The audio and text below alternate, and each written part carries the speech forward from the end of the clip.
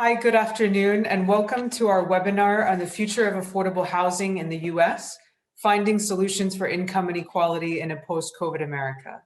I'm Alexis Crow. I lead the geopolitical investing practice globally for PricewaterhouseCoopers and serve as a senior fellow in the Richmond Center for Business Law and Public Policy at Columbia University. The Richmond Center is a joint venture of Columbia's business and law schools. The center promotes evidence-based public policy and fosters dialogue and debate on emerging policy questions where business intersects with the law, and this is certainly true of today's discussion on affordable housing. Our panel, drawn from business executives, thought leaders, economists, and policy experts, will look at how we got here, the status of affordable housing today in the United States, the effectiveness of various packages in terms of stimulus and relief by the government, and the looming evictions crisis, as well as potential solutions and policy recommendations. Now it is my pleasure to introduce our panelists. You should have received a link to their bio in the announcement, as well as which is available on the Richard Richmond Center website. Extremely distinguished panelists with very long bios, so I will just keep this brief. Richard Richmond, who joins us, chairman and founder of the Richmond Group and its affiliates, the largest developer of affordable housing in the US today. Dr. Stijn van Nieuwerburg, the Earl Cassis and Benjamin Shore Professor of Real Estate and Professor of Finance at Columbia Business School. Eric German, Senior Producer of Retro Report and also Senior Fellow with me in the Richmond Center at Columbia. And Dr. Carl Gershenson, Project Director at Princeton's Eviction Lab, an extremely distinguished researcher on social and economic issues. Please do direct any questions that you might have as we walk through the panel through the Q&A box at the bottom. We will monitor this and we will try to get to as many questions as we can within the last half hour of the discussion, and we will begin with a lively debate. We've got a lot of ground to cover. There's so many aspects to be able to cover with regard to the affordability crisis in the US, so we will try and get to as much as we can. So firstly, I think it's important to be able to level set and to think about the relationship between the wider macroeconomy and the crisis of affordability. And really, certainly, this was a crisis that we reached in the United States prior to the outbreak of COVID-19 and in other advanced economies in the world. And so different contributing factors to this, some on the supply side, some on the demand side. So I'm going to turn to Professor Stijn to be able to cover, firstly, this relationship between the economy and affordability. Thank you, Alexis, and great to be with you this afternoon. Like Alexis said, this is a crisis that's been a long time in the making, and that there's a lot of contributing factors. Let me just kind of briefly outline kind of the affordability issue pre-pandemic, and then just briefly talk about how that macro picture changed during the pandemic as well. So I think one underlying trend that kind of underlines a lot of these issues is the rise of income inequality. If you look at what has happened to real incomes for the bottom 90% of Americans, they've basically grown 45% over the last 35 years. Compare that with income growth at the top 10%, and that has been about 5 times as large at about 230%. So if you like to think in annual growth rates, that's like a 1% growth rate for the bottom 90% compared to a 3.3% growth rate for the top 10%. Now, at the same time, the cost of housing has grown substantially. If you look at rents, rents have grown about 36% over the last decade pre-pandemic, which is about 3% per year. So if you think about real incomes for the bottom 90%, who are basically the renters, growing at more than at only 1% per year, but rents growing at over 3% per year, you quickly see that there's a deteriorating housing affordability crisis. Housing is eating up a larger and larger share of people's incomes. And in fact, that's often how rent burden is defined. Rent burden is defined as, a household is rent burden when it spends more than 30% of its income on housing. And something like 40% of renters are rent burdened pre-pandemic. That's a problem that has essentially doubled in size compared to 2001. right? So basically, we have a doubling. Now, of course, this is a problem that's much worse for low-income households. Of course, it's a problem that's much worse in our big gateway cities. Think San Francisco, think New York City. And there's some folks that spend more than 50% of their rent in those places, which is sometimes called severely rent burden. It's a problem that's much worse for African American households than for white households. 46% to 34% of renters are cost burdened. And it's a problem that often coincides with lots of other financial strain. Those households often don't have enough financial savings so that they're vulnerable to a health shock. They often live in food insecurity. And so they often have kind of inadequate healthcare, sometimes lack of access to good quality education as well, right? So now, one other trend that I would want to overlay on this evolution is that the number of renters, or the share of renters, has grown substantially in America coming out of the great financial crisis.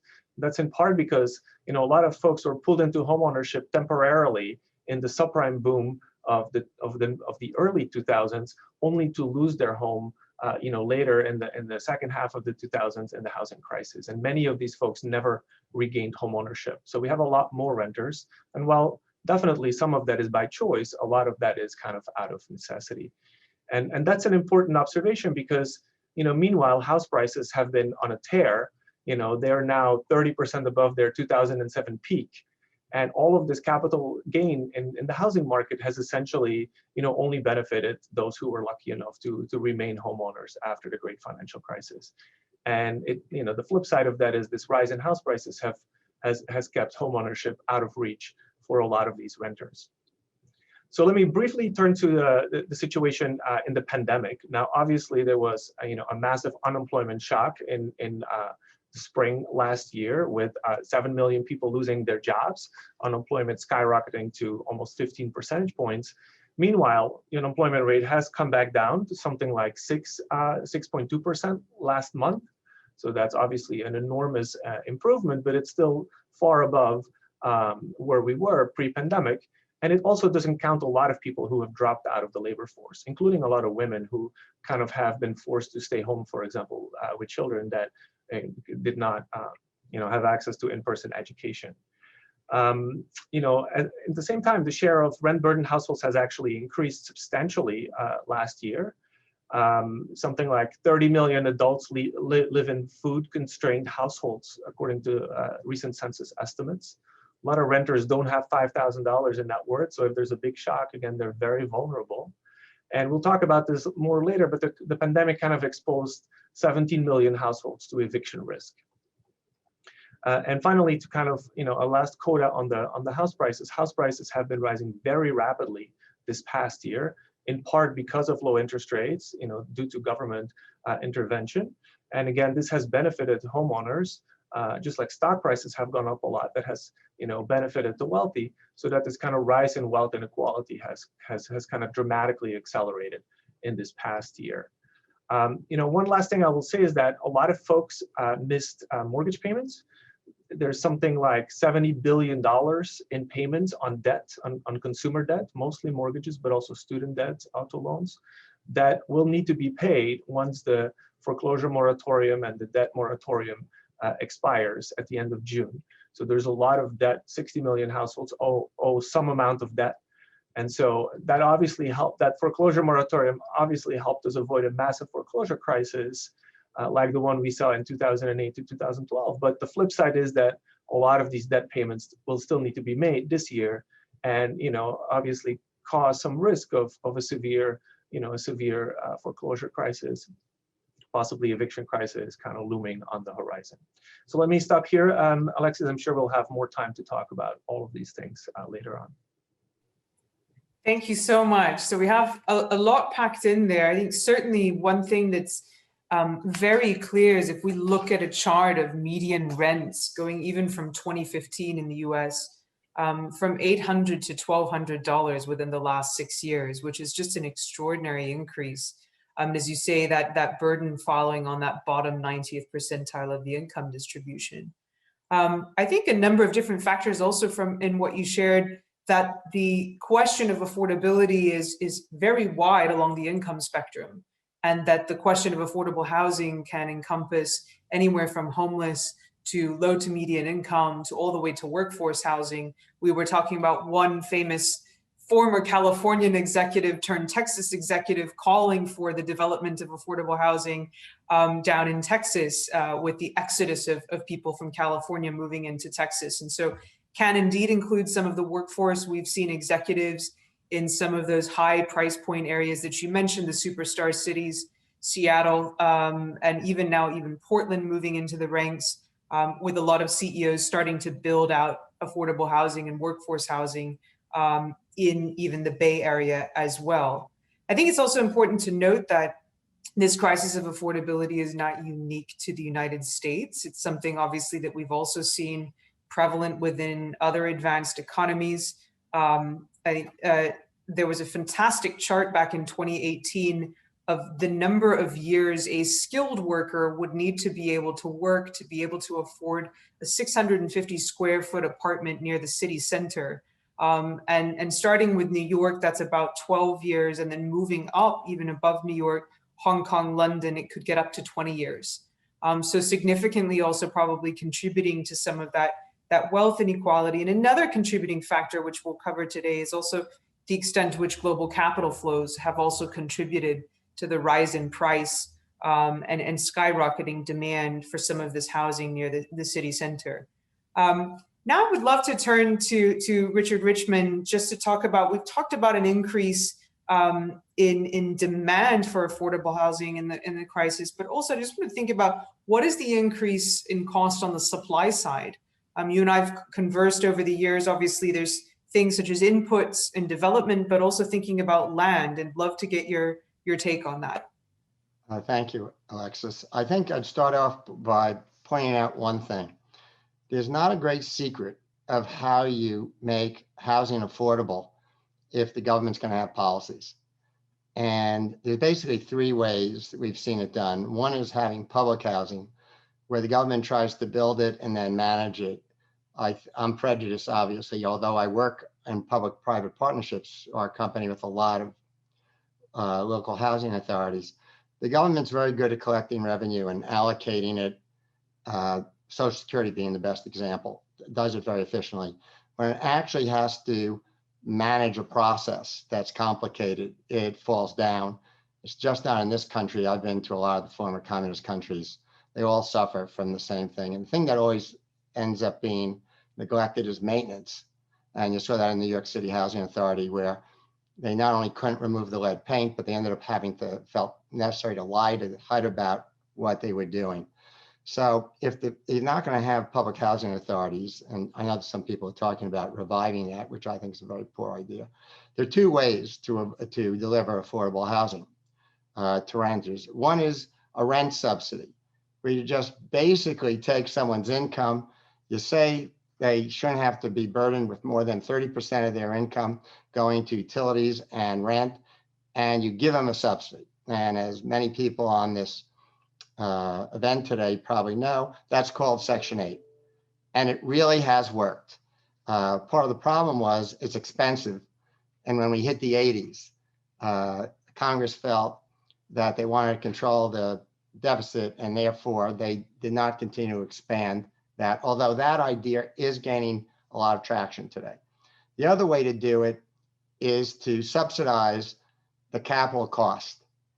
And the way you do that, we do it in the United States, and it's been a very successful program, is the Low Income Housing Tax Credit Program, where you give a very large tax credit to a developer, supervised and given out by the government, in this case, usually the states. And those tax credits are then sold to people who can use them, usually major corporations in the United States. And with that equity, you can build the project with very low mortgages. And therefore you save all the debt service. And the bargain with the developer is you have to pass on basically that interest savings by reducing the rent. So again, the resident doesn't have to spend more than 30% of their income for utilities and for rent. And that's also been very successful. So either one of those two devices we have found has delivered that. Now, here's the problem. The cost of building affordable housing is off the charts, and the demand is off the charts. The best example I give, our company just doesn't build affordable housing. We finance a lot of the other developers in the country because we have the investors that will buy their tax credits.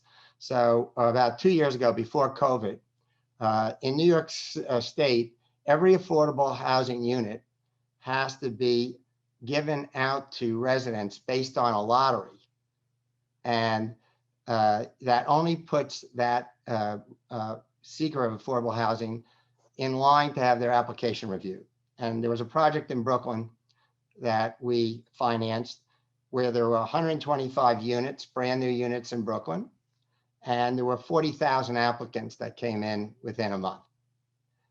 Anyone who talks about solving the affordable housing problem in places like New York and California is not being realistic. There's just not enough resources to make that happen. And I'll spend just about 30 seconds or a minute to discuss why it's so expensive. One is the approval process. I always like to say, if there aren't abandoned toxic chemicals or oil tanks on a site, I don't know why affordable housing needs such draconian approval process on the environment. Apartments really don't pollute much. And the traffic issue shouldn't even be an issue, because if it's zone land, that issue has already been decided by the community where they want the density of automobile traffic. But it can take years to get approvals, particularly in states in New York and like New York and California that have something called SECRA, which I won't go into because it's complicated. Then you have the biggest issue, I think, is zoning. And I think there's been a lot of talk about that in the media. I think Harvard did a study saying, what's the biggest reason for inequality in the United States? It isn't what you usually hear from the politicians. They said it was zoning, because the best way to move people up in terms of their incomes is strong public education. And the best public school systems in the United States are in areas that are zoned, so they won't even allow multifamily housing. And ironically, Bill Maher on his show, The Real Time, has made a big deal about this. And he just did it on Friday night, because he said, it seems that all these people that otherwise support affordable housing who live in the suburbs, they don't connect the fact that they don't want multifamily housing near their house. And so it's like Pogo said, we've met the enemy, and is ourselves. So changes in zoning, we're seeing some of that happen, like in Minneapolis, and there's all sorts of, I think, Oregon and some other places. That's a big deal, because you've made land costs very, very high. And then the last part is construction, two parts. Construction costs are going way up. We just got a $3.5 million increase in lumber on one project in Texas because of the increase in land cost, in lumber costs over the last year. Lumber has doubled, in some cases even worse than that. So the materials are going up. There's a shortage of labor we have in the United States. I've heard that something like 20% of the construction workers in the state of Florida are not legally working in the United States. So that's been a huge problem. I see this as a big problem for Biden's infrastructure approach. I don't know where he's going to get the labor and the construction to build in the kind of way he wants to over the next few years. Almost every market, you're seeing major increases in construction costs. The last point I would make is that originally, both Section 8 and the tax credit program were supposed to be designed to have the local government work with the developer, get one of the two subsidies, go ahead and build it, even get private financing, and without a lot of red tape. And what's happened is we haven't modernized the programs in many cases for the increased costs. And as a result, I'll take the example of the tax credit program. The tax credits most of the time today in the United States are not sufficient to now build a housing. It was back in 1987, 88, when the program was in the original Tax Reform Act. So I'll just give you one example. We just recently closed a new affordable housing property in Merced. It's going to be one of the two ends of the high-speed California rail. God only knows why. But we had something like 11 different financing sources on every call to get that closed to build 110 units. I can't even imagine, because each of those agencies have lawyers, what the legal bills were that had to be paid in order to get that closed.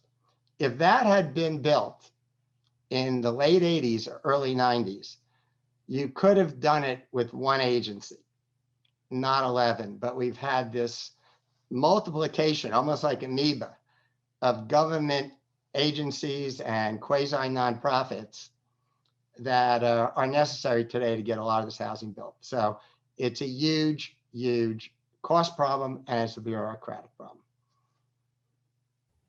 Thank you so much, Rich. I also wanted to point out, when we've talked over the years about the lower income housing tax credit, I think one key thing that does stand out on the upside is the extent to which it's bipartisan. And certainly we've seen a lot of bipartisan attention and focus on housing, particularly as relates to emerging from the pandemic. With that, before we turn to the evictions crisis, I do want to ask Stein just a little bit about, in your research, you've covered the different policy levers and the various costs and benefits associated with some of these. So Richard mentioned, zoning, the Section 8 vouchers, lower income housing tax credit. You've also looked at rent stabilization, which is heavily prevalent here in the New York market, as well as California, Oregon. What are some of the costs and benefits? And then I'd also then love to turn back to Rich to also talk about some of the changes from the $900 billion stimulus package on the lower income housing tax credit, whether that will actually stimulate the development of more. Thank you, Alexis. Yes, like you said, I've been studying some of these policies in a side-by-side framework and applying them to the New York metropolitan area. And also thinking about, people's choices in terms of where they want to live, both within the metropolitan area, potentially thinking about migration across metropolitan areas. So a high-level summary of the findings, I would say, is, I studied the various levers of rent stabilization, which, as you pointed out, is quite prevalent in New York City. For example, half of the rentals are rent stabilized, so that the Rent Guidelines Board sets the annual increases in the rent. And what I find, maybe surprisingly, because I think I might be one of the few economists with this opinion, is that rent stabilization can be a good policy, especially if it's targeted towards needy households. Now, in New York, there is no targeting. Rent stabilized units are just there. If you're lucky to find one that's empty, you could just rent it. Whereas, what I'm studying is things like income qualification requirements, where you would need to make, below a certain, let's say 80% of area median income to qualify for such a unit. Such policies do not exist, but I can study what would happen if we had such a policy. And what I find is that, that would be that policy would greatly improve the efficient allocation of kind of affordable housing units to people who actually need them, right? And so that would be a big change, even without an expansion in the rent stabilized housing stock. Now, because rent stabilization promotes housing stability for lower income households, it's actually a very valuable policy. And so, even with all the distortions that the program causes, and there are many, distortions to developers, distortions to labor supply, distortions to who lives where and who consumes how much housing, despite all of these distortions, I find that actually increasing the scale of rent stabilization would also be welfare beneficial. Now, contrast this to like the voucher program. The voucher program in my framework is also a very beneficial program. Again, it is targeted. It has the advantage of being targeted on lower income households, right? Households have to contribute up to 30% of their own income towards housing, and then they get a check from the government for the remainder with some caps. And so that program actually works really well, and it's because it is so nicely targeted on the needy. And it has the added advantage that households are free to move to where they want, right? So there's a lot of research. Rush Chetty from Harvard, for example, has been doing a lot of work on moving to opportunity. The idea that if you're a lower income household, you may really benefit from moving to the city center, for example, where there's a lot of agglomeration benefits. You could be close to other productive people. Your kids could go to school with kids from across the income spectrum, and all of that could potentially have substantial benefits in the long run.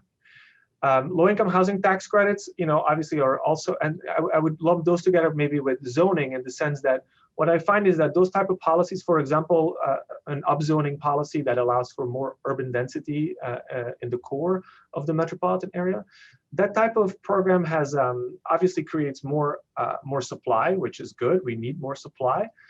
It does create very diffuse benefits, in the sense that by increasing the supply, it lowers the rent, but it lowers the rent a little bit for everybody, and so it's not targeted on the people who really need them. Low-income housing tax credits are a little different, kind of depending on exactly what kind of units they create, right? So like in New York City, we have a lot of mandatory inclusionary housing policy where some luxury condo building goes up, but with a requirement to have 30% units that are affordable, right? So that creates additional affordable units, but it's in many ways, I think, a very expensive program to create, not that many new affordable housing units. Thank you so much. So you touched on one key theme, which I do want us to discuss as a panel in a bit, which is agglomeration. So going to the work of Edward Glazer and thinking about the future of the city, because some would actually state that, with the huge exodus to the suburbs, that obviously we have seen a decrease in cost in some of these major superstar or gateway cities, or even with the exodus of skilled workers from one state to another. But I think you make it very clear in one of your latest publications, and I think Glazer would make it very clear, that the city will thrive beyond this crisis. And so I'm happy to be able to turn to that later in thinking about choices and choices of where to live. The relationship with transport, I think, is important as well. Also just important, as Rich and Stein called out, on zoning, there's also an excellent work by Raghuram Rajan called The Third Pillar, in which he covers some of these aspects, thinking about how do you impact at the community level the decisions to be able to incorporate more, so that the education gap is not so wide with regard to zoning. And so I think that's covered very well in his work. Rich, over to you on this recent change in the $900 billion package agreed in December that set that floor rate on the lower income housing tax credit. And from what I hear from other developers, that it's going to create a sea change in potentially making more projects economically feasible. Is that the case? Oh, not only is it the case, we're seeing it both internally in our company. We're seeing properties that did not work now work because of that change. What they basically did is they changed the formula for a sector of the tax credit program, for you who are listening to that now, so that you can actually get more tax credits for the same property, and therefore you've helped to cover more of the capital cost. And we've already seen it two ways. We're already working with properties that have benefited from that may not have been able to be feasible before, and we're seeing it around the country in the number of developers who are now increasing their production of affordable housing because of that tax change. Very, very beneficial. Thank you so much. So we've covered a lot of the ground with regard to leading up to the COVID crisis, some of the changes during. I want to turn to Carl now, who with his colleagues at the Eviction Lab has done an exemplary and created an exemplary opus and live database on the Eviction Lab and the current evictions crisis. Obviously we've had this moratorium continuing to be punted down the line and postponed. Interesting that it's called by the CDC. Interesting also that it was one of the first executive orders of President Biden to be able to extend this when he came into office. So would love to get your finger on the pulse of, what was the evictions crisis like prior to the outbreak of the pandemic, and where are we now? Sure, thank you. Yeah, I think I want to start off by first taking a less alarmist take, then I'll give the more alarmist take, and then I'll try to end with a little bit of sun. There had initially been fears expressed by housing advocates of people described it as a tidal wave of evictions coming because of the COVID crisis. And, to the extent that that was a real fear, I think that through a lot of aggressive policy responses, we have avoided that, right? I think I'd seen estimates like 40 million evictions, or at least 40 million people felt like they were at risk of eviction. Now that's not going to happen because we had a variety of moratoria at the federal, state, and city level. We've had a variety of rental assistance funds, again, mostly coming from the federal level, but administered by nonprofits, by cities, by states. And as imperfect as all of these were, it was sort of unprecedented to see mobilization across such a wide variety of actors working together to try to keep people in their homes over the last year. And, I mean, researchers are going to be busy for the next decade studying, I think, eviction rates and housing outcomes, because this has been American federalism at its finest, where depending on, whose courthouse, your eviction hearings, and you can have very different interpretations of these moratoria, depending on how together the nonprofits in your community had it, affected how likely we were to be able to successfully file the paperwork to get some of this rental assistance. So while there are all these imperfections, it also has just meant that all of this need for assistance has had almost a year to filter down to the people who have needed it. And instead of one tidal wave of evictions, a lot of people will be able to stay in their homes. Other people have been trickling. We've had a steady trickle of evictions. Now, the situation is still grave. And that's because the eviction situation before COVID was grave. And what it looks like is we're going to return to that sort of status quo, where we, as a nation, got used to seeing over 2 million eviction filings each year. And that makes up an eviction filing rate of around 6% of renter households. And of course, we know that these evictions are distributed in quite an inequitable manner. They fall disproportionately onto the populations that are already the most vulnerable. Low-income renters, of course, disproportionately renters of color. I think that around 20% of renters are households of color, but around 33% of evictions are filed on renters of color. And even this varies dramatically across the country. I think Brooklyn is one of the most equitable jurisdictions in the country in terms of white and black renters facing evictions at roughly equal weights. Meanwhile, Seattle is by far one of the most inequitable, where, if I recall correctly, a black renter was like 8 times more likely to be filed upon than a white renter. We also know that women, especially single mothers, are among the most likely kinds of renters to be filed on. And I mean, I am a parent. I've seen what kids can do to a household. So even though parents are a protected class, I mean, from a landlord's perspective, you're not getting extra rent for the children in the household. A low-income mother is a very attractive target to try to replace that renter with a childless renter. So that's the sheer quantity of evictions and the distribution of evictions. That alone makes it a crisis. But I just want to talk about, why all of us should care about this, just aside from the size of these numbers. I mean, to start with the simplest, just from a human perspective, evictions they're traumatizing. For many people, this can be one of the worst days in their lives. You're forcibly removed from your house. You watch all of your possessions be piled up on the curb.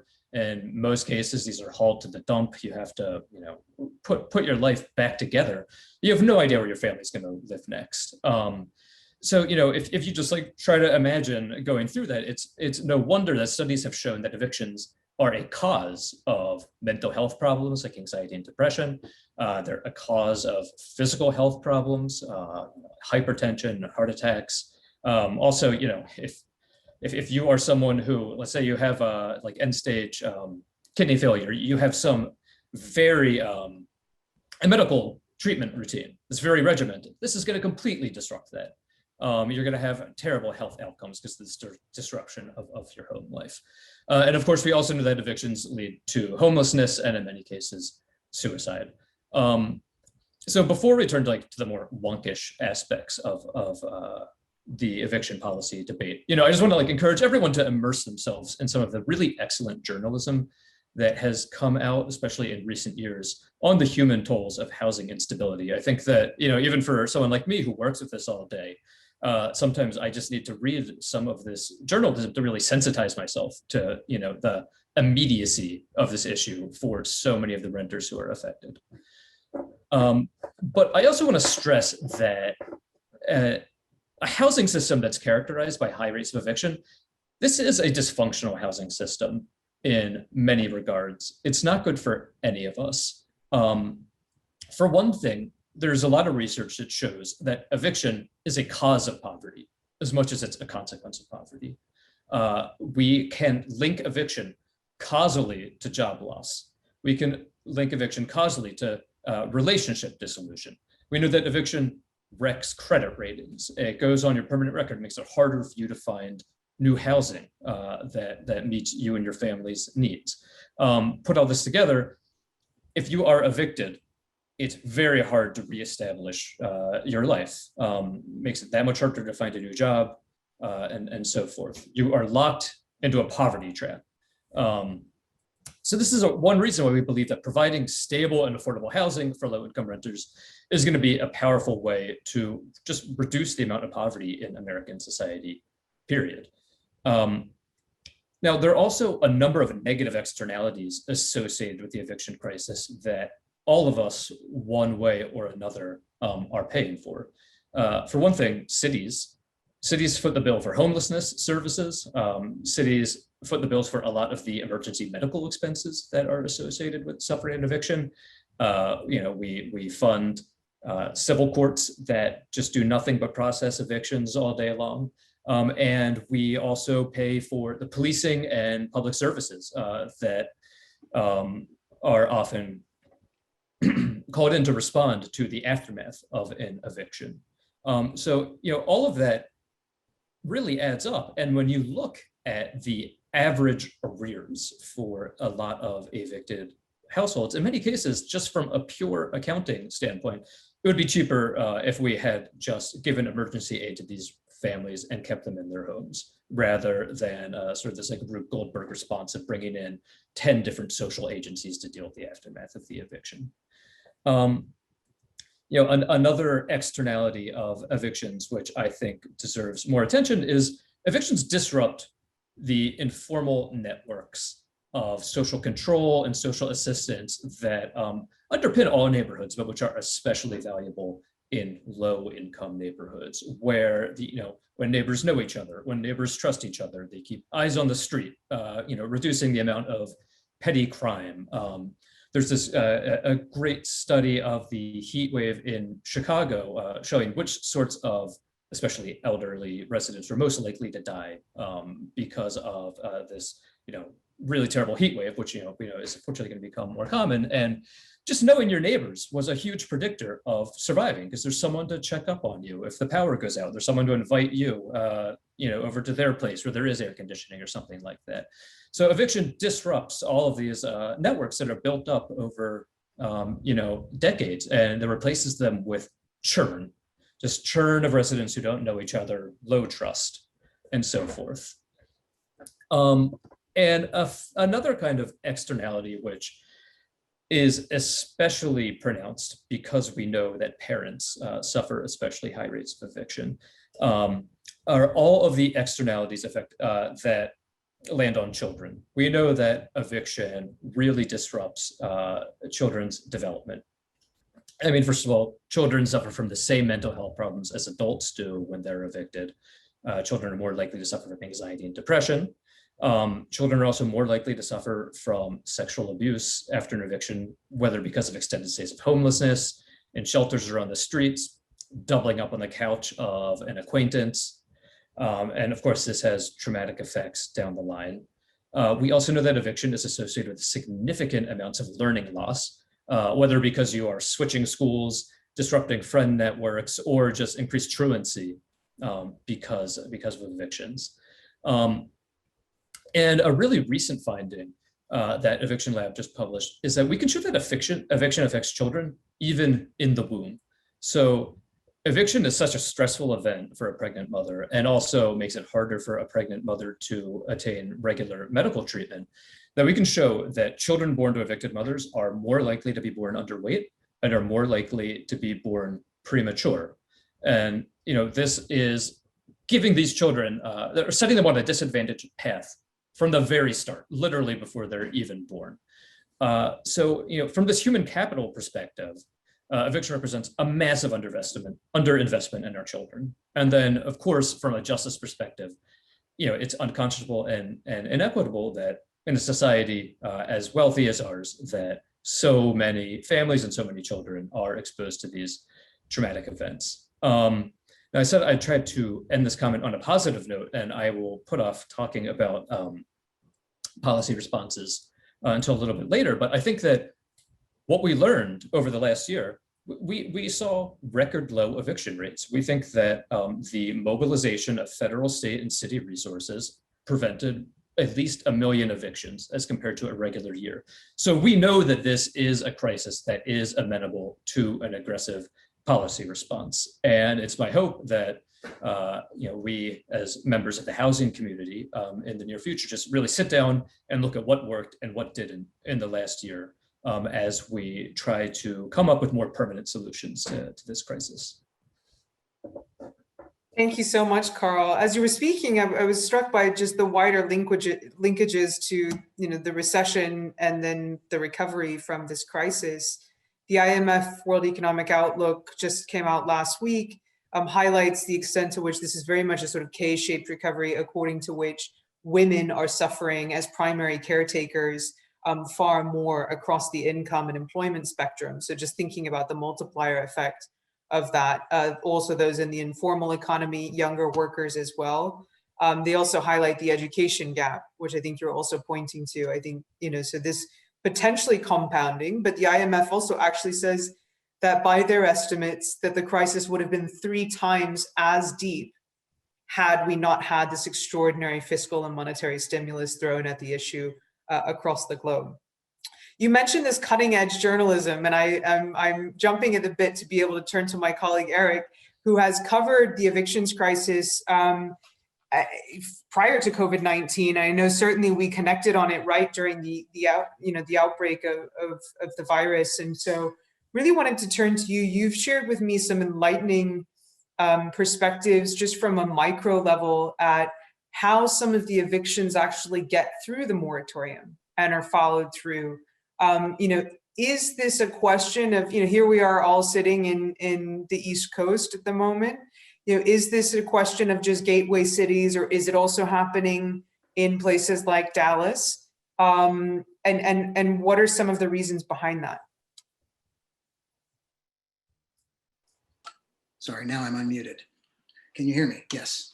I think that the big picture reason behind it is what you've heard Stein and Rich and Carl say all together, essentially, that the lowest income tranche of housing in this country is effectively kind of a game of musical chairs. It's a case of too many butts and not enough seats.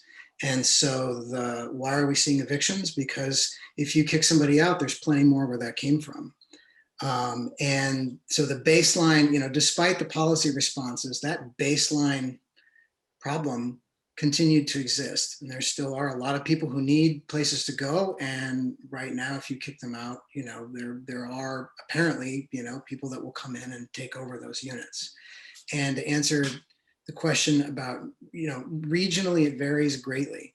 We've been following tenants facing eviction and law enforcement agencies carrying out evictions in several different cities. So Newark, New Jersey, Richmond, Virginia, Fresno, California, and Dallas.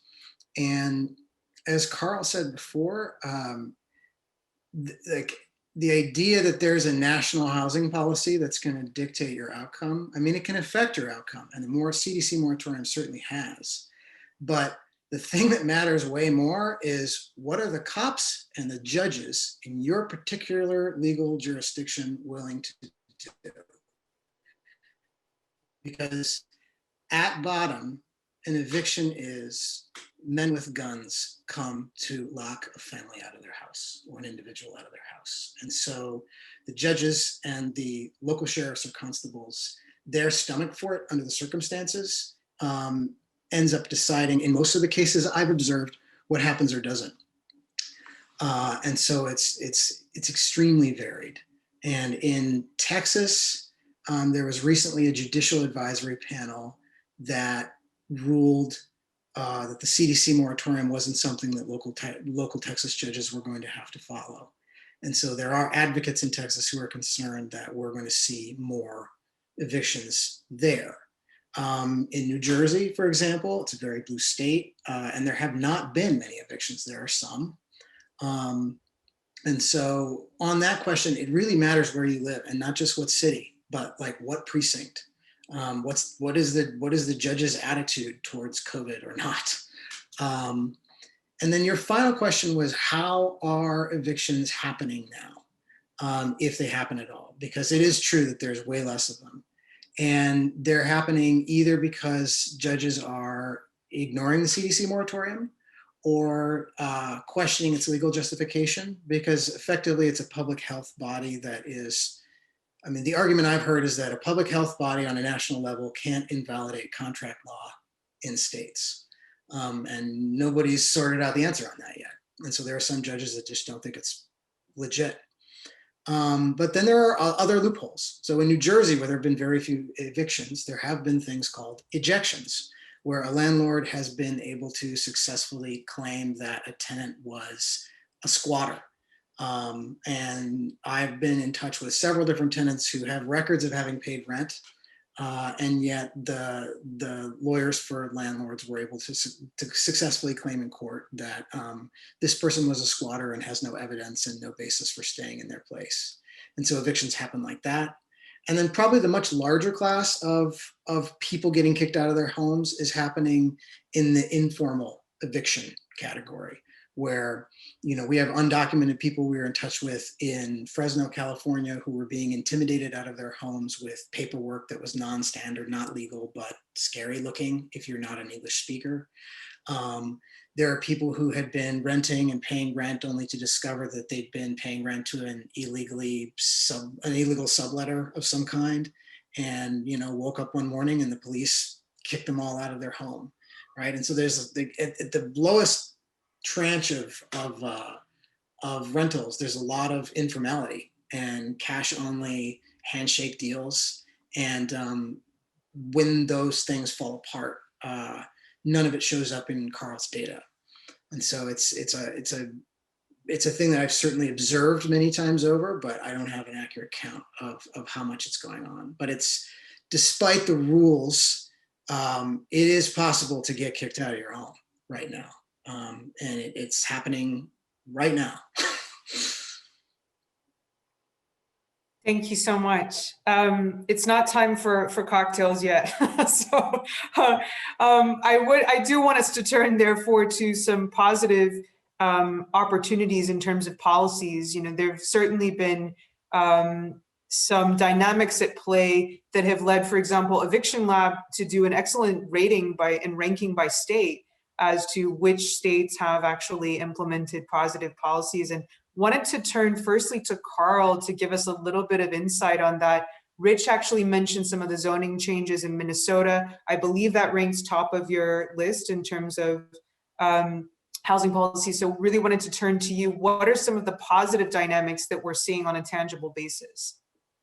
Sure. And I guess I'll say, just to clarify, that Minnesota currently has the highest scoring on our ranking system.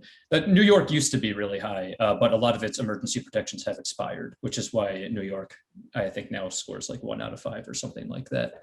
The question is, ranking high, good or bad? Yeah, a high ranking means you have a lot of different policies in place to protect renters during the duration of this crisis. So good if you are interested in tenant protections.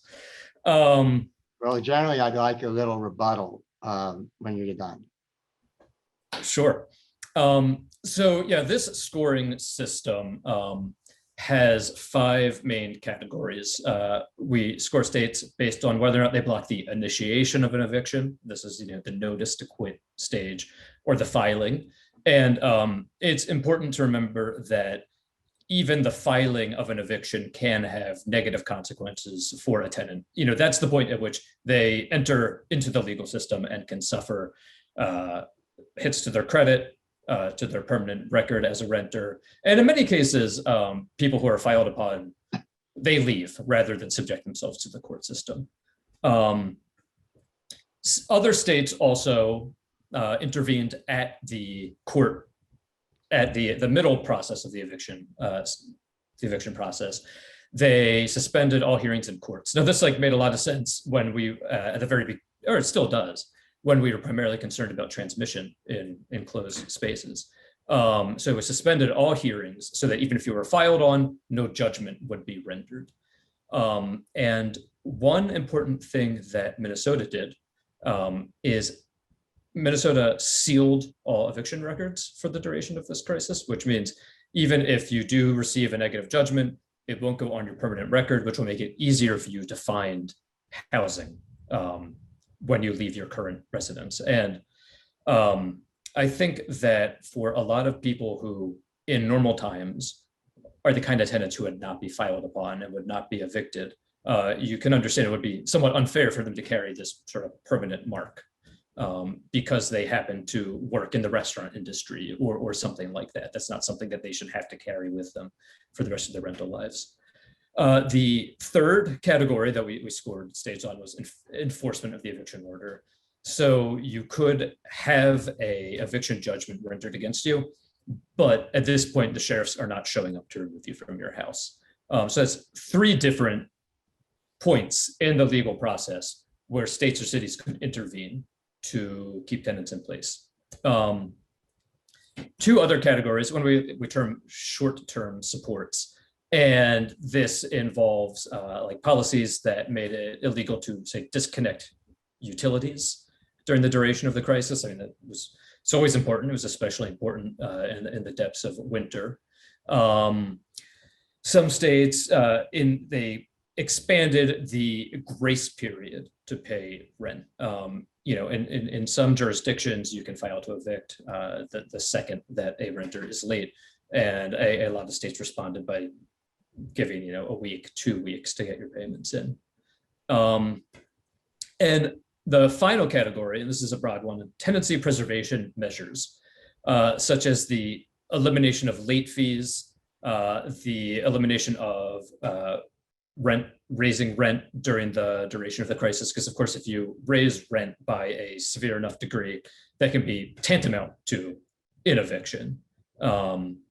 And also the provision of counsel for tenants. So the vast majority of tenants who are filed upon have no legal representation in housing courts, whereas the vast majority of landlords are represented. And this is one of the reasons why I think that, it varies a little bit jurisdiction to jurisdiction, but landlords win 95% of cases that enter into the legal system. So a number of states and cities provided tenants with more support in the judicial system for the duration of this crisis. So yeah, those are the 5 components to this scoring system. I want to turn back to Stein because there's a lot of talk about cities. And when I speak with real estate developers, particularly outside of the US, there's this concern that their portfolios are going to be disrupted and damaged by the exodus from cities. So maybe this whole discussion about affordable housing within the gateway cities is null and void. It's we're going to have a massive cost correction that's permanent. Of course, I think you and some of your colleagues, Edward Glazer and others, would argue against that. I have as well. So I'm curious to get your views on what are some of the contributing factors that we might see post-pandemic that would continue to contribute to a question of affordability of housing within major cities? Great. Yeah, it's a really important question. I think it's one of these key things that, only time can tell ultimately what will happen, right? But I think, interestingly, the decline in rents near the urban core that came with the mass exodus of folks from the city centers and the rise in rents in the suburbs, interestingly, has like alleviated the affordable housing problem, right? You know, with declining rents and with in the urban core, obviously that's been good news for affordability in city centers, and this sometimes gets lost in the debate. So it's not all, maybe this goes in the category of rays of sunshine. You know, lower rents are not necessarily a bad thing when you're a tenant, right? And the flip side of this is people are now living more in cheaper suburban locations, which has helped this crisis. Now, like you said, a key question is how persistent is this trend? And in my mind, this is intimately linked to working from home and how persistent the working from home phenomenon will be, right? And that ultimately will depend on what CEOs decide, you know, the future of their office will look like. And I think opinions range dramatically on this topic. Just last week, Jamie Dimon from JP Morgan Chase basically said that they will cut their demand for office downtown by 40%.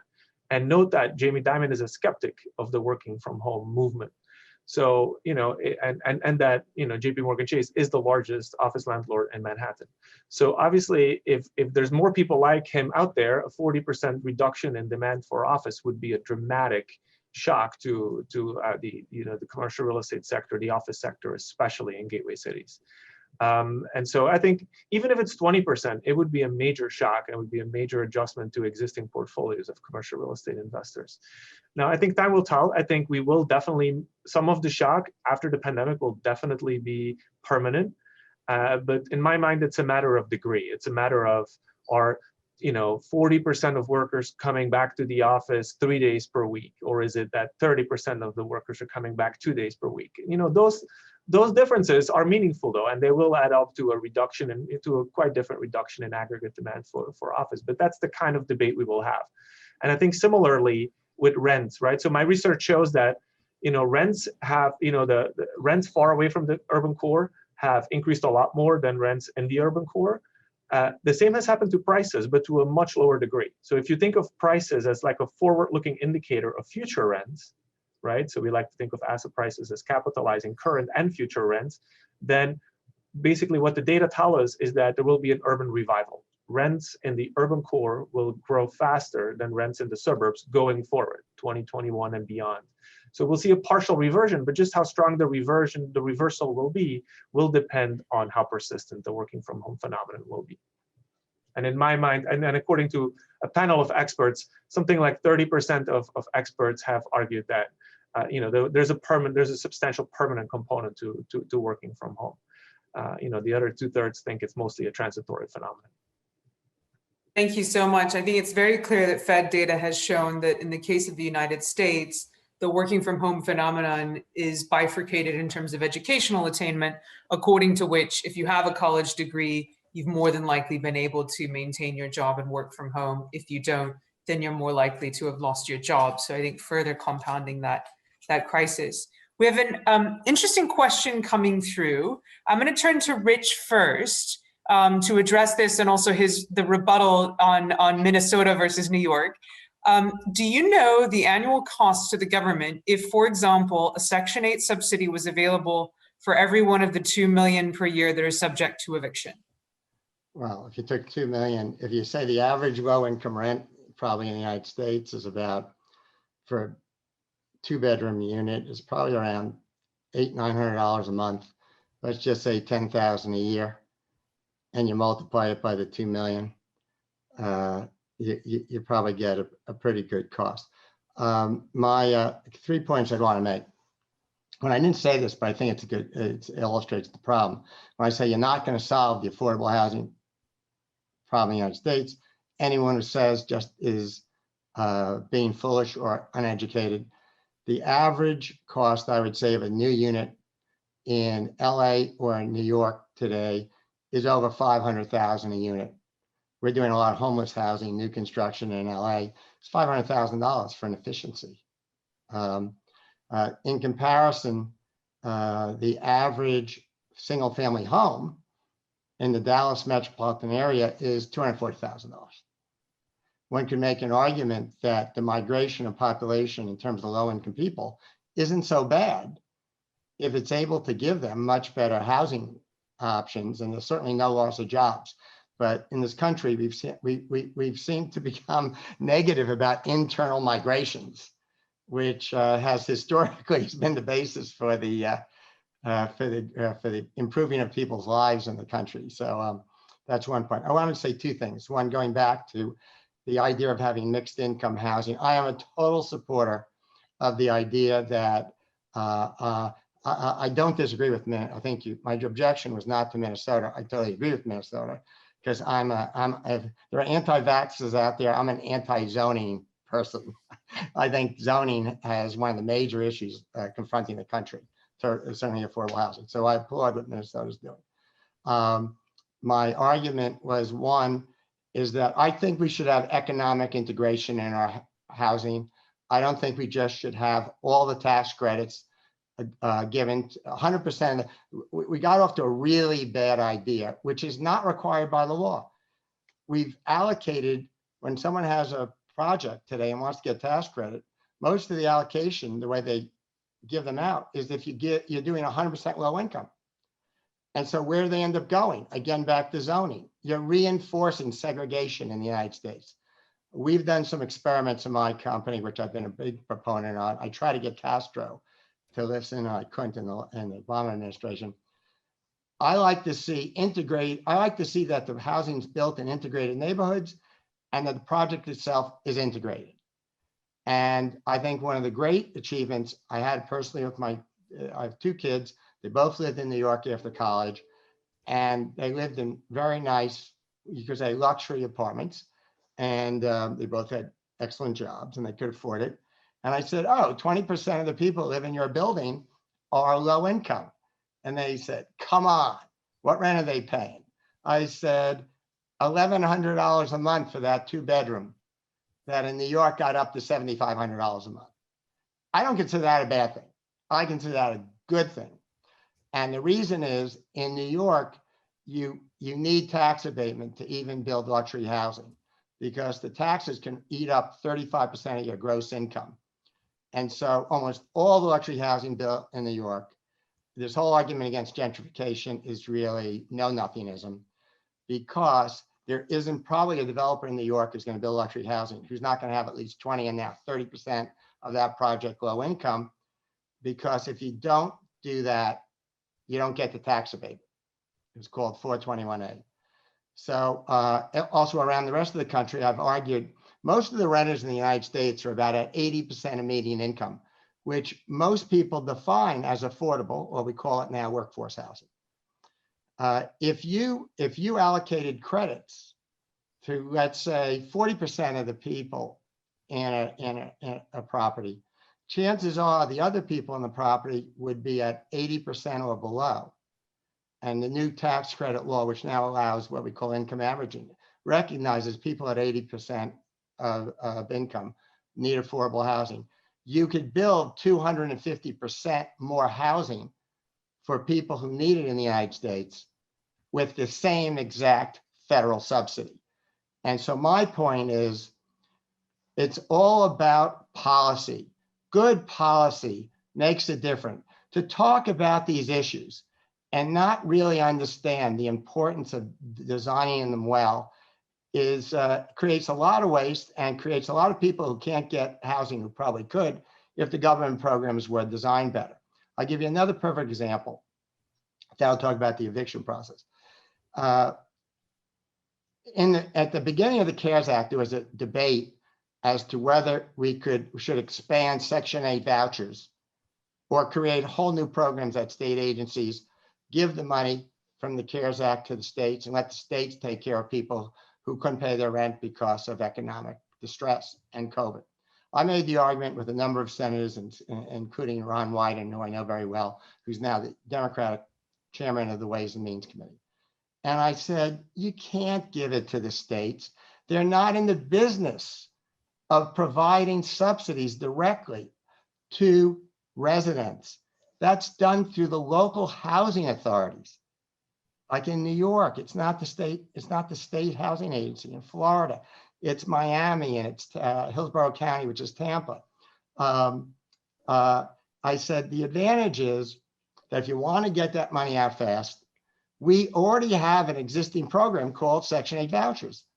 And every month, the people who qualify get submitted by the landlord to the local housing authority, and the money goes from the treasury to the HUD and it's wired. And you could have implemented this thing in 30 days. Instead, because the state housing agencies are lobbyists just like private companies, and they do a lot of good work. I work with them, but they also have their own agenda. They wanted the money to come to them because they would have been left out of the game if you just expanded the Section 8 program, which goes to the local housing authorities, which is totally different than the state housing agencies. So guess what? My prediction came true. I just checked this morning before this call. The money in the CARES Act that was supposed to go to people who were under economic distress because of COVID had to go through programs that were going to start from the beginning at the state agencies.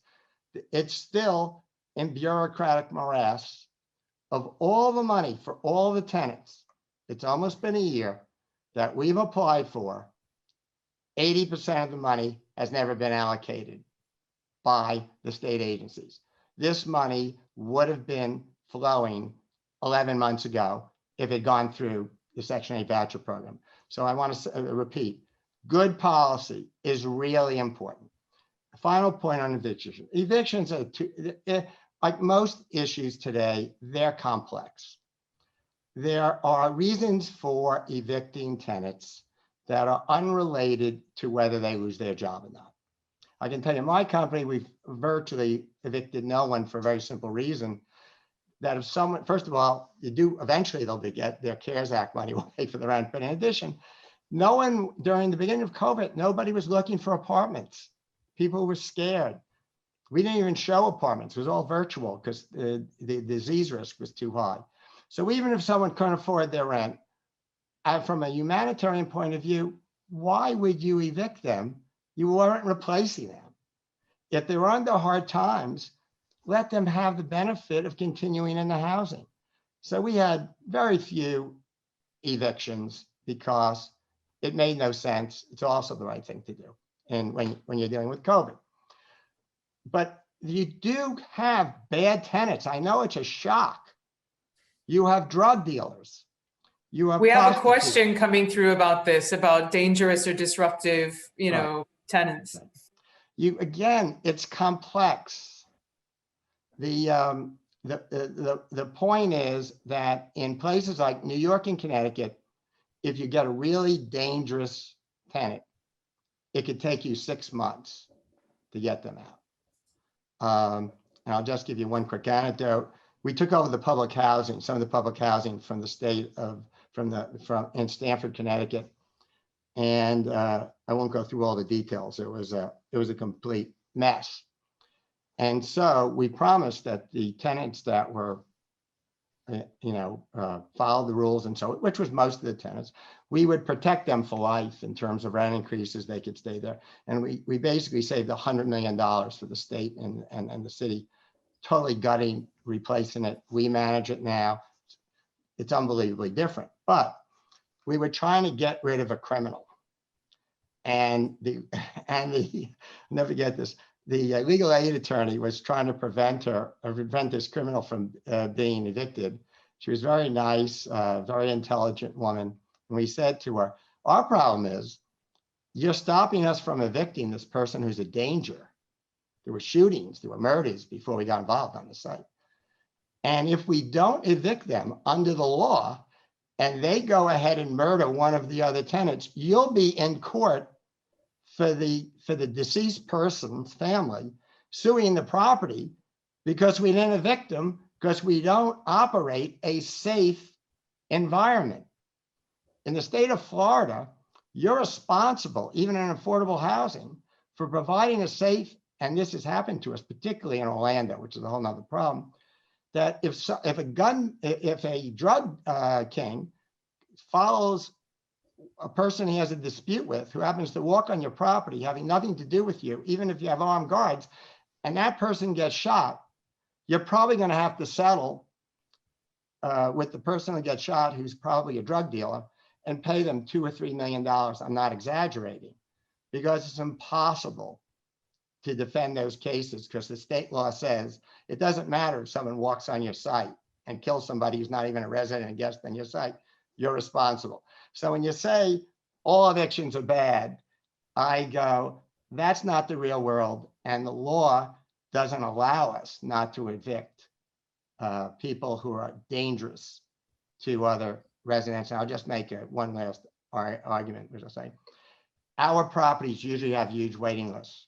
And the reason is that people know we care a lot about customer service to the residents and keeping a safe place for them and their children. And they line up and get on big waiting lists to come in our properties than some competitors. For the very reason is that if we do get a bad apple and it's a danger, all the other residents want that person out. So it's a little more complex than we should just stop all evictions. Thank you so much. I know we've only got a little bit of time left. I do want to cover one major question, and we've all discussed it within the panel previously, and I think it's really important in thinking about all of these debates about distribution, taxation, widening, deepening income inequality as relates to COVID-19, building back better. Why are we addressing this in housing policy? So we have had a question come through about growing capital flows to real estate as an asset class. In fact, Mario Draghi, before he stepped down as ECB president, talked about the extent to which negative yielding bonds have prompted huge amounts of institutional capital into core real estate, which of course has contributed to a rise in price for residents of cities across the Eurozone. A similar thing here with Chinese capital prior to 2019. So the question that's come through is, why don't we think about other types of distributive policy, such as a real estate wealth tax? Obviously, in France, you have a progressive real estate wealth tax that was actually at the beginning of the 20th century. This is covered very well by Thomas Piketty. Why aren't we thinking about different dynamics like that? So I'm going to turn to Stein first, because I know we've also looked at the different dynamics of other jurisdictions, and we've also discussed this is, why are we tackling this within housing policy? Good question. There's a lot to unpack in your question, Alexis. I would say a couple of things. One is that oftentimes housing policy is one of the levers of control for local government, whereas kind of much larger wholesale changes like changes to the federal income tax or potentially introduction of a wealth tax is usually federal material, right? And so oftentimes what the only levers of control local policymakers have are coming through housing policy, which is why I think a lot of the redistributive issues we've been talking about over the course of this panel have to do with housing policy. I also think there's an argument to be made that housing is kind of a basic necessity and something that maybe the government should potentially help provide for. Rather than kind of sending people checks, right? At least we're sure that everybody is potentially well housed, has shelter, as opposed to beer money. Not to say that it's necessarily a big issue, but I think that's part of the public debate around this as well. I think around the world, it's true that there have been wealth taxes or real estate related wealth taxes. From a tax collector's perspective, real estate is a good item to tax because it can't go anywhere, right? It's capital that cannot escape. Now, of course, it has dynamic incentive effects going forward. You don't want your entrepreneurs to all run away to some tax haven and kind of be left without any of their good ideas and any of their kind of business building potential in your jurisdiction. So it's obviously, I think wealth taxes are complex and they have important incentive effects. The last point I will make, which I think is something based on another recent paper of mine, which I think is underappreciated, is that one of the reasons we've seen such a large increase in wealth inequality is simply because interest rates have been going down. Long-term rates have been going down on every asset class, on housing, on stocks, on bonds, you name it. And just mechanically, with lower rates, there's capital gains on all of these assets. And so this is nobody's fault. This is not necessarily even a bad thing. Rising wealth inequality is a natural consequence of lower interest rates. And so before we jump at wealth taxes, I think we got to carefully think about these issues. I'll chime in because wealth tax only makes sense if you're going to substitute it you think it's better than an income tax. if you're going to have an income tax, a progressive income tax and wealth tax, it's a disaster. It basically will destroy the country and will not be good for housing. The perfect example is our company. Our company is privately owned, although we have done some public funds. What people don't really understand about private business, and it's very sophisticated, is that private businesses grow because of retained earnings. In our company, we probably take 90% of our profits a year and reinvest it on building more housing. And we own real estate. If anything's illiquid, it's real estate. Having a wealth tax makes no sense in terms of illiquid assets, because the only way you can pay it is by selling off the assets. I've already told people if there's going to be a wealth tax in the United States, we're selling the company to a public company, because at least the public company, you can sell your stock every day, and you can afford to pay you can get liquidity. A private company can't do this. You will destroy the major reason for job growth in the United States, which is private companies. The other problem is, if you have a shortage of housing, the argument is, let's tax that activity more. We shouldn't tax activities that we want. We should be having a carbon tax. So we don't tax, so we tax, just like we have a cigarette tax, tax on alcohol. We want to tax the activities that we don't want to encourage. So if you're interested in climate change, a carbon tax makes a lot of sense. Taxing real estate will only cause you to have less real estate, because you can just hear it from me. I'm done if there was there's just too much risk. And just to give you an example, we're building housing on 125th Street, which is mixed income.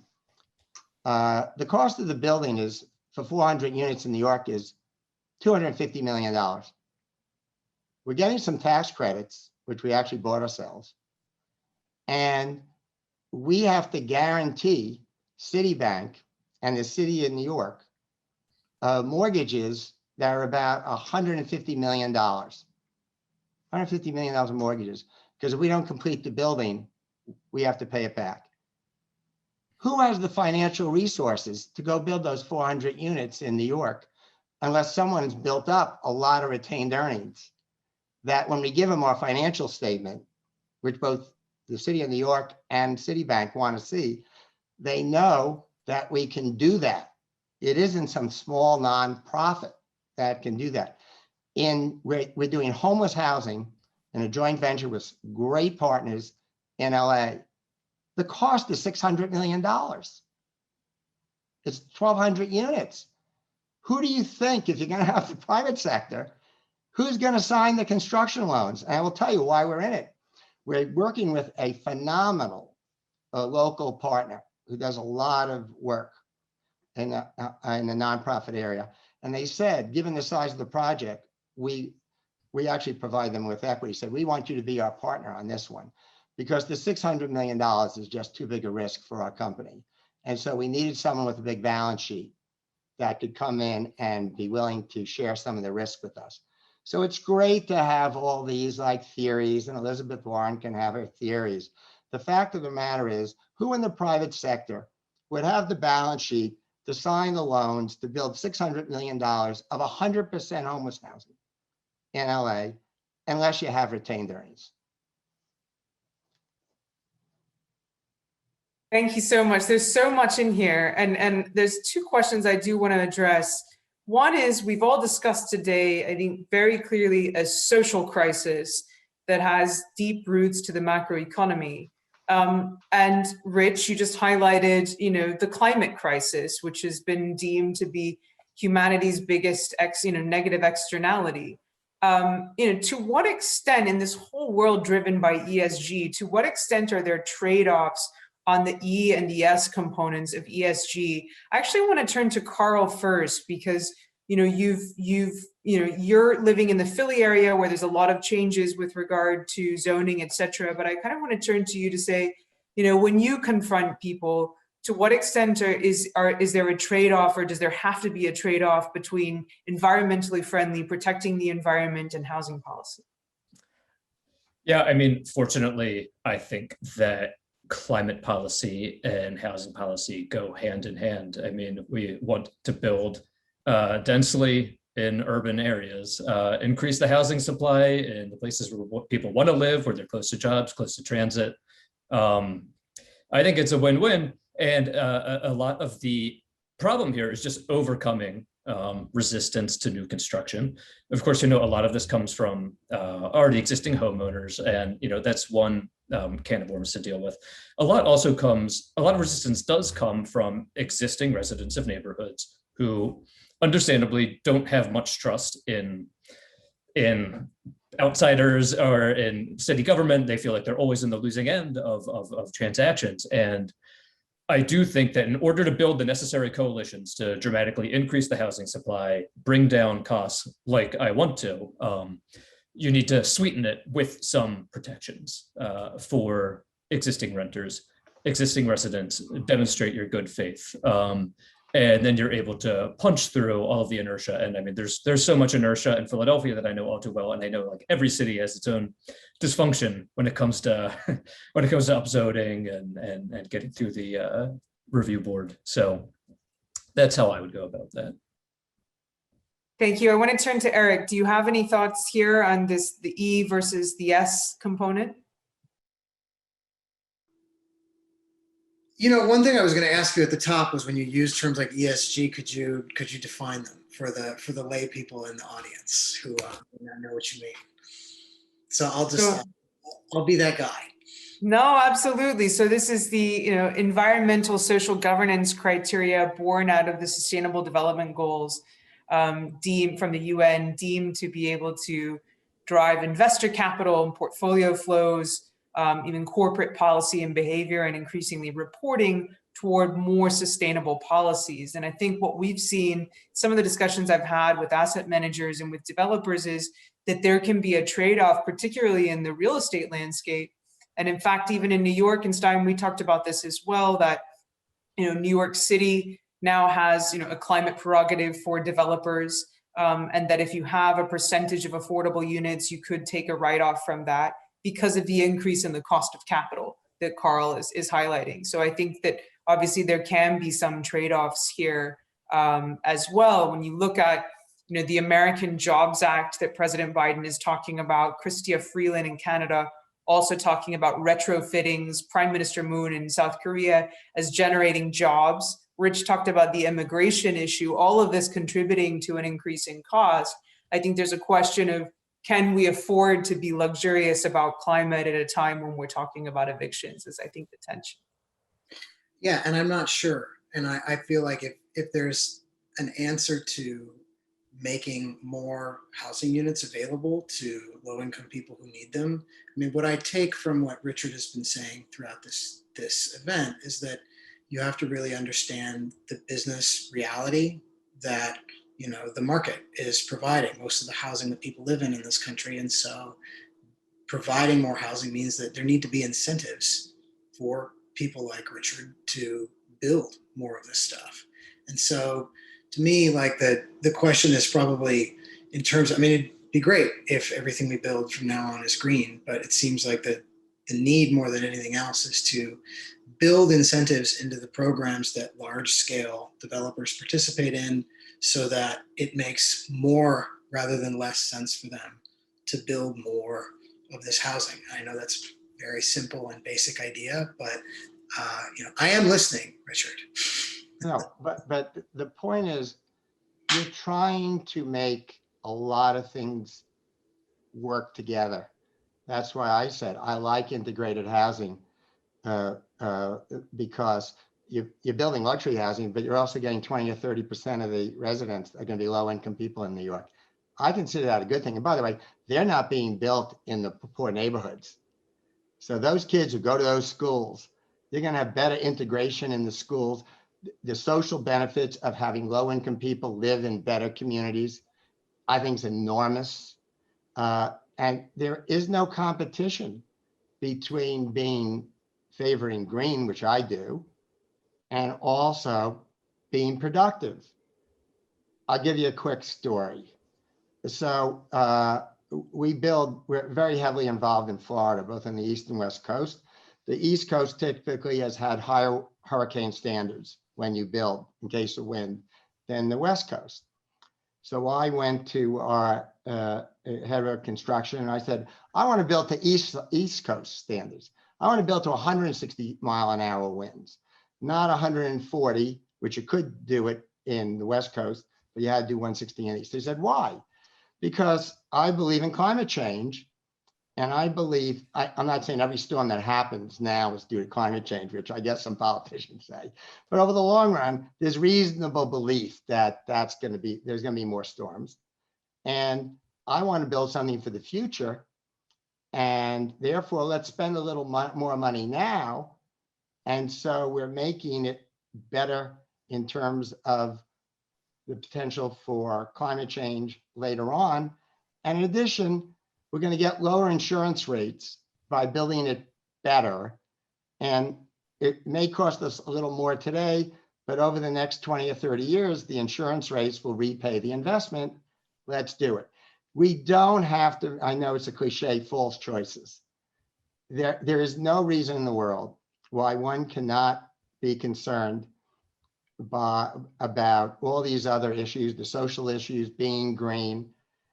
And as you're seeing with most of the major companies today, if you're looking what's going on with voting rights, it's a different world than there was 30 years ago. People in the private sector are some of the leading people in diversity and climate change. And the reason is their customers are global, they're diverse, their employees are diverse. They want to appeal to their staff, they want to appeal to their customers, and they're usually pretty sophisticated, intelligent people today. And you're seeing that sort of change. I don't think we have to think of affordable housing by really being impacted by the choice between being green and producing more housing. This is a fantastic note to end on. I think also just to be able to point out that both, I think what we're discovering are increasingly linked to performance, both from a publicly reported standpoint as well as private in terms of returns. And so with that, I want to thank all of our participants today, their fantastic questions, most of all our distinguished panel in tackling this very complex issue. We do have associated publications, so we're happy to be able to share those with you on the website as well. But really want to thank you all for joining us today and wishing you all a fantastic week ahead. Thank you.